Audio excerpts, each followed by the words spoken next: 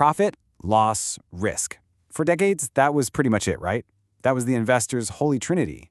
But what if that's only part of the story? What if we could actually measure a company's impact on the world, not just its balance sheet? Well, today, that's exactly what we're going to dig into. I mean, just imagine that for a second. A single score that tells you about a company's ethical compass. Is it a force for good? Or are there some, hidden risks bubbling just under the surface? That's the powerful idea behind something called ESG ratings. And we're about to break down exactly what they mean for you and your money. All right, so how do we even begin to measure a concept as big as karma? Well, we start with a special kind of team.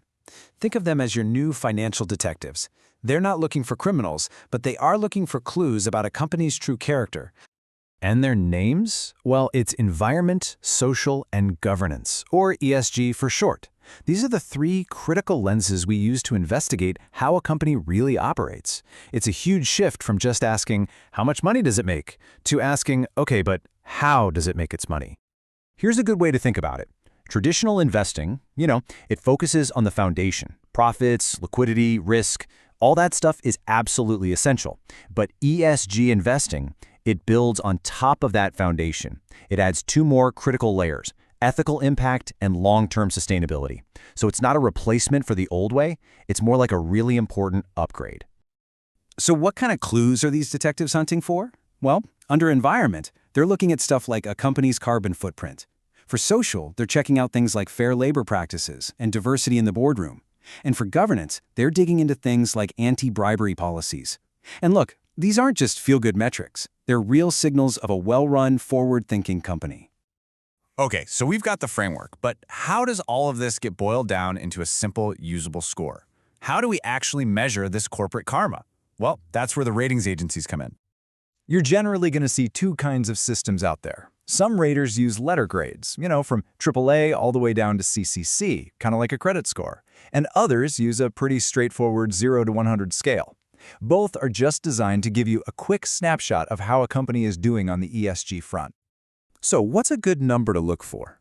Well, it can vary, but a score up around 70 is often seen as the gold standard.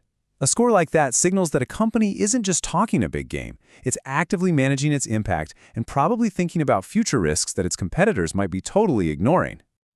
And on the flip side, a score that's dipping below 50, that might be a reason to raise an eyebrow. It's not a death sentence, but it's definitely a red flag. It could suggest some real weaknesses in how that company is handling these crucial, non-financial risks. Okay, so it's a nice idea, doing good, feeling good, but why should a serious, profit-focused investor really care about any of this? Is this just about virtue signaling, or is there something more strategic going on here? This quote from EY really nails it. This is the key. We have moved way past this being just a PR move. At the end of the day, it's about smart, risk-managed investing. The market is finally waking up to the fact that a company's environmental policies or its labor practices can pose very real, very material risks to its bottom line. So for you, as an investor, a strong ESG score signals a lot of good things. Yeah, it points to lower risk and a better shot at long-term stability. But it also offers something more personal, right? It gives you the power to align your investments with your actual values, whether that's supporting fair labor or putting your money behind climate action. But, and this is a big but, it is not all smooth sailing. The whole system has a pretty serious vulnerability, a problem that every single investor needs to know about. It's called greenwashing. The problem really starts with the sheer number of players in the game. Right now, there are over 600 different providers of ESG ratings. That's not a typo. With no single regulated standard, it has become this kind of chaotic and frankly super confusing landscape. And all that chaos creates the perfect opening for greenwashing. You've probably heard the term. It's when a company spends way more time and money marketing how sustainable it is than, well, actually being sustainable. Since a lot of these ratings rely on data the companies report themselves, it's pretty easy to paint a much rosier picture than what's happening in reality. It's the art of looking green without the hassle of, being green. And this leads us to the core problem, the biggest headache for investors. How in the world can one company get an A+ from one rating agency and a C- from another? Well, it's because there's no universal rulebook. One agency might care a lot about carbon emissions, while another puts more weight on employee satisfaction. And that inconsistency is the single biggest challenge for ESG investors today. So with all these challenges, are the ratings just useless? Not at all, not even close. You just have to know how to use them correctly. The key is to think of an ESG rating not as a perfect map, but as a compass. Right? A map gives you a precise turn-by-turn route. A compass just gives you a direction. An ESG score points you toward companies that seem to be managing these hidden risks and away from those that aren't.